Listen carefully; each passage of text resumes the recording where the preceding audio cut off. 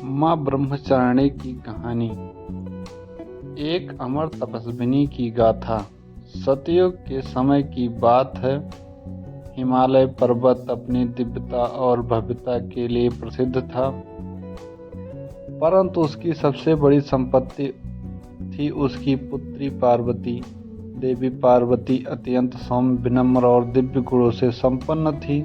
उनका हृदय केवल एक ही संकल्प में समर्पित था, भगवान शिव को पति रूप में प्राप्त करना।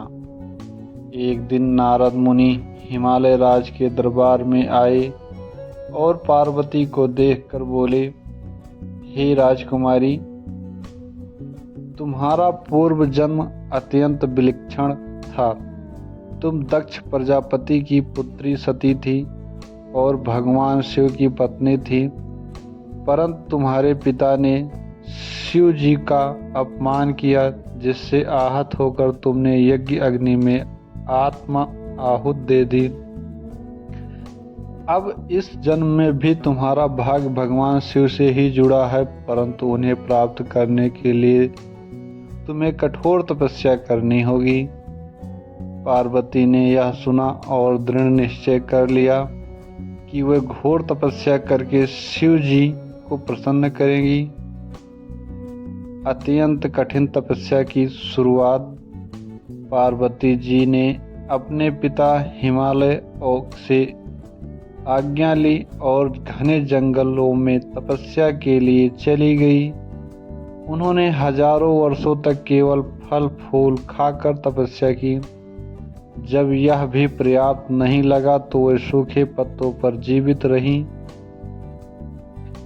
वर्षों बीतते गए और फिर एक दिन उन्होंने जल और भोजन का भी त्याग कर दिया। वे निर्जल और निराहार रहकर भगवान शिव का ध्यान करने लगी।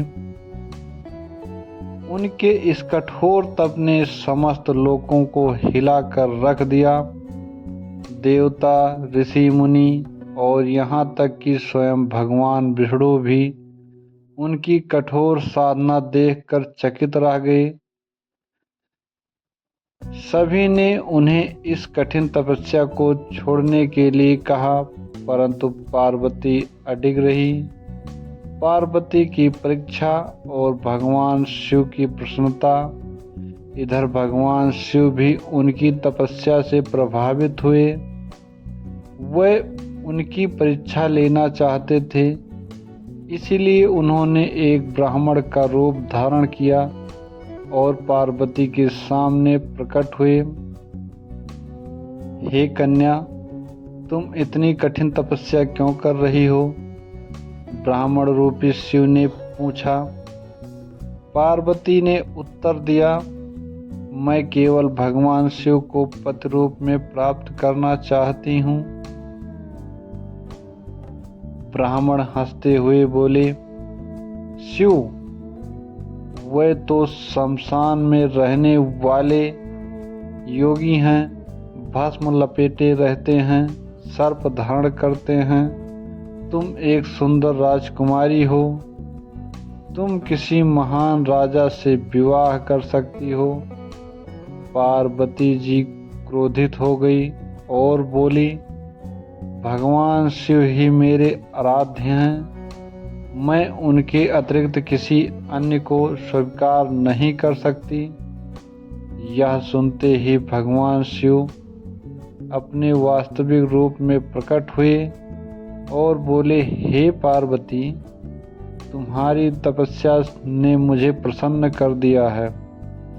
मैं तुम्हें अपनी अर्धांगिनी के रूप में स्वीकार करता हूँ।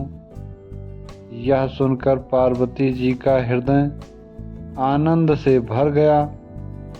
उनकी कठिन तपस्या सफल हुई और उन्होंने भगवान शिव को पति रूप में प्राप्त कर लिया। माँ ब्रह्मचारिणी का स्वरूप और महत्व। माँ ब्रह्मचारिणी की कथा हमें सिखाती है कि सच्ची भक्ति और दृढ़ संकल्प से असंभव को भी संभव बनाया जा सकता है। वह संयम, शक्ति और ज्ञान का प्रतीक हैं। जो भी व्यक्ति जीवन में धैर्य और आत्मसंयम से अपने लक्ष्य की ओर बढ़ता है उसे माँ ब्रह्मचारिणी का आशीर्वाद अवश्य प्राप्त होता है। जय माँ ब्रह्मचारिणी।